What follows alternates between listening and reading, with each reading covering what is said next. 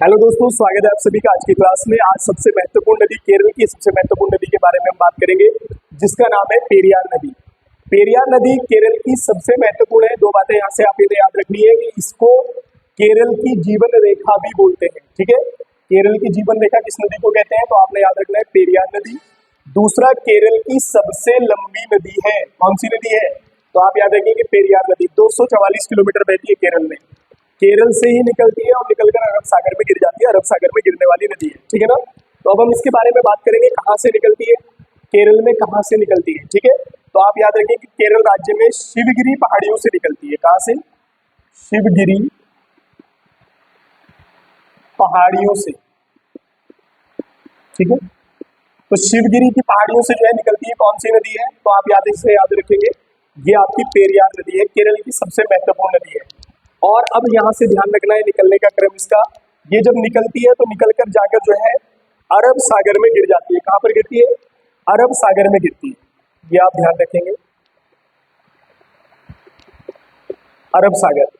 अब इस नदी में दो महत्वपूर्ण नदियां, वैसे तो बहुत सारी नदियां मिलती हैं केरल में, ध्यान रखेंगे, लेकिन दो बड़ी महत्वपूर्ण नदियां हैं। ठीक है, एक नदी इसमें यहाँ से ऊपर से आकर मिलती है, ठीक है ना, और एक नदी इसमें जो है नीचे से आकर मिलती है।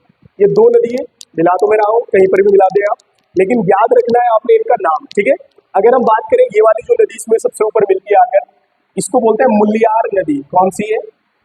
मुल्लियार नदी। ठीक है, तो किसकी सहायक है, तो पेरियार नदी की सहायक है। ठीक है, उसके बाद अगर हम बात करें ये वाली जो नदी है, इसका नाम है मुथिर पूजा। क्या है? मुथिर पूजा।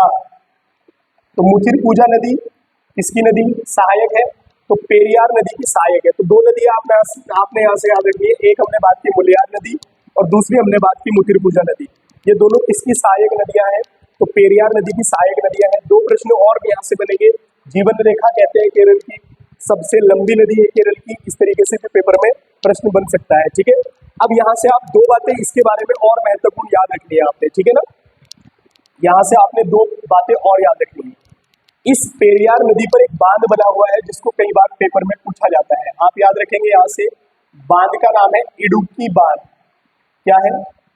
इडुक्की बांध।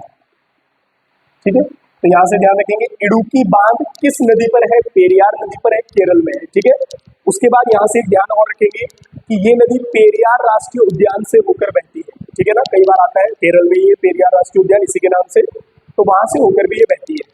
दूसरा, इस पर जो बांध है इडुक्की बांध, ये आपने ध्यान विशेष कर रखना है। ठीक है ना।